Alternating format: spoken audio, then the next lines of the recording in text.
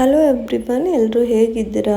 ಎಲ್ಲರೂ ಆರಾಮಾಗಿದ್ದೀರಾ ಅನ್ಕೋತಿದ್ದೀನಿ. ಇವತ್ತು ಬೆಳಗ್ಗೆನೆ ಹೊರಗಡೆ ಹೋಗ್ತಿದ್ದೀವಿ. ಇನ್ನೇನು ಸೆಕೆಂಡ್ ಫ್ಲೋರ್ ಕೂಡ ಕನ್ಸ್ಟ್ರಕ್ಷನ್ ಸ್ಟಾರ್ಟ್ ಆಗುತ್ತಲ್ಲ, ಸೊ ಅಷ್ಟರಲ್ಲೇ I have to choose door and windows. Okay, before delivery if ನಾನು ಸೆಲೆಕ್ಟ್ ಮಾಡಿದರೆ ನನ್ನ ಹಸ್ಬೆಂಡಿಗೆ ಈಸಿ ಆಗುತ್ತೆ ಅಂತ ಹೇಳಿ ಅಷ್ಟೇ. ಹಂಗಾಗಿ ಅಲ್ಲಿ ಗೋಡವನ್ಗೇನೋ ಕರ್ಕೊಂಡು ಹೋಗಿದ್ರು ಅವರು. ಅಂದರೆ ಫಸ್ಟು ಮ್ಯಾಮ್ ನಿಮಗೆ ಮಟೀರಿಯಲ್ಲು ಆಮೇಲೆ ಯಾವ ಥರ ಪ್ರೊಸೆಸ್ ಮಾಡ್ತೀವಿ ಅಂಥೇಳಿ ನಾನು ತೋರಿಸ್ತೇನೆ, ಆಮೇಲೆ ನೀವು ಡಿಸೈನ್ ನೋಡಿದರೆ ನಿಮಗೂ ಗೊತ್ತಾಗುತ್ತೆ ಯಾವ ಥರ ಬ್ಯಾಕ್ ಎಂಡಲ್ಲಿ ಪ್ರೊಸೆಸ್ ಇರುತ್ತೆ ಅಂಥೇಳಿ. ಅವ್ರು ವರ್ಕರ್ ಡೈರೆಕ್ಟ್ ಅವ್ರದ್ದು ಮ್ಯಾನುಫ್ಯಾಕ್ಚರಿಂಗ್ ಇದಕ್ಕೇ ಕರ್ಕೊಂಡು ಹೋಗಿದ್ರು. ಅವರು ಭೀಮೆಗೆಲ್ಲ ಎಕ್ಸ್ಪ್ಲೇನ್ ಮಾಡ್ತಿದ್ರು ಯಾವ್ಯಾವ ಥರ ಮಟೀರಿಯಲ್ ಇರುತ್ತೆ, ಆಮೇಲೆ ಟೀ ಕುಡ್ಡಲ್ಲಿ ಯಾವ ಥರ ಅದರಲ್ಲೇ ಎಷ್ಟು ಟೈಪ್ಸ್ ಇರುತ್ತೆ ಅಂತ ಹೇಳಿ ಅದನ್ನೆಲ್ಲ ಎಕ್ಸ್ಪ್ಲೇನ್ ಮಾಡ್ತಾ ಇದ್ರು. ಅಂದರೆ ನಾವು ಮೇನ್ ಜಸ್ಟ್ ಡಿಸೈನ್ ನೋಡೋದಕ್ಕಿಂತ ಅದು ಯಾವ ಥರ ಪ್ರೊಸೆಸ್ ಆಗುತ್ತೆ ಅಂತ ತಿಳ್ಕೊಂಡ್ರೆ ಒಳ್ಳೆಯದು ಅಂಥೇಳಿ ಅವರೆಲ್ಲ ಹೇಳ್ತಾ ಇದ್ರು.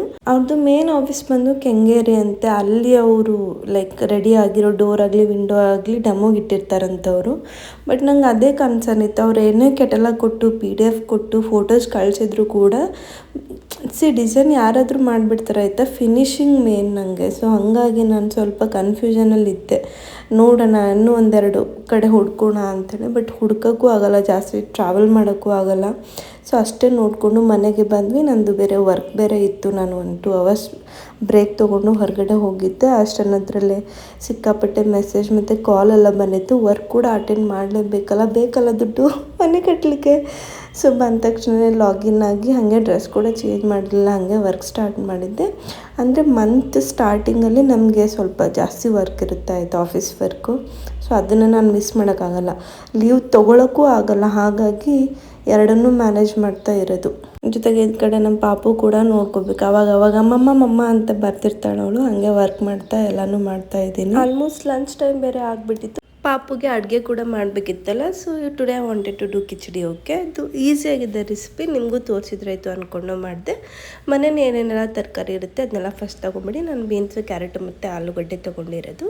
ಅದನ್ನು ಎಷ್ಟು ಚಿಕ್ಕದಾಗಿ ಕಟ್ ಮಾಡಲಿಕ್ಕಾಗುತ್ತೆ ಅಷ್ಟು ಚಿಕ್ಕದಾಗಿ ಕಟ್ ಮಾಡಿದರೆ ಬೇಗ ಬೇಯುತ್ತೆ ಅಂಥೇಳಿ ಅಷ್ಟೇ.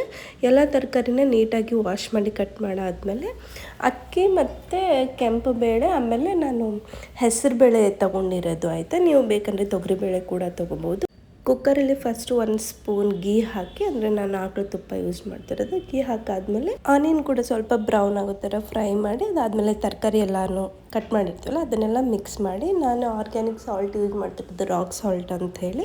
ಸ್ವಲ್ಪನೇ ಉಪ್ಪು, ಜಾಸ್ತಿ ಬೇಡ. ಅದು ಆದಮೇಲೆ ಸ್ವಲ್ಪ ಜೀರಾ ಪೌಡರು, ನೆಕ್ಸ್ಟ್ ಸ್ವಲ್ಪನೇ ಅರಿಶಿನ ಹಾಕಿ, ಲಾಸ್ಟಲ್ಲಿ ಟೊಮೆಟೊ ಹಾಕಿ ಸ್ವಲ್ಪ ಫ್ರೈ ಮಾಡಿದರೆ ಎಲ್ಲ ರೆಡಿಯಾಗಿರುತ್ತೆ. ಲಾಸ್ಟಲ್ಲಿ ಎಷ್ಟು ನೀರು ಬೇಕೋ ಅಷ್ಟು ನೋಡಿಕೊಂಡು ಅಕ್ಕಿ ತೊಳೆದಿರೋದು ಕೂಡ ಹಾಕಿ ಒಂದು 5-6 ವಿಸಿಲ್ ಹಾಕಿಸಿದ್ರೆ ಫುಲ್ ಸಾಫ್ಟಾಗಿರುತ್ತೆ. ಸ್ಮ್ಯಾಶ್ ಮಾಡಿದರೆ ಪಾಪು ಊಟ ಕೂಡ ರೆಡಿ. ಅವಳಿಗೆ ಊಟ ಎಲ್ಲ ಮಾಡಿಸಾದ ಇನ್ನೂ ಸ್ವಲ್ಪ ಆಫೀಸ್ ವರ್ಕ್ ಪೆಂಡಿಂಗ್ ಇತ್ತು, ಅದು ಕೂಡ ಮುಗಿಸಿದೆ. ನಾನು ಬಂಗಾರಿಗೆ ಸುಕನ್ಯಾ ಸಮೃದ್ಧಿ ಅಪ್ಲೈ ಮಾಡಿದ್ದೆ ಆಯಿತಾ. ಅದು ಪಾಸ್ಬುಕ್ ಇವತ್ತು ಬಂದಿತ್ತು.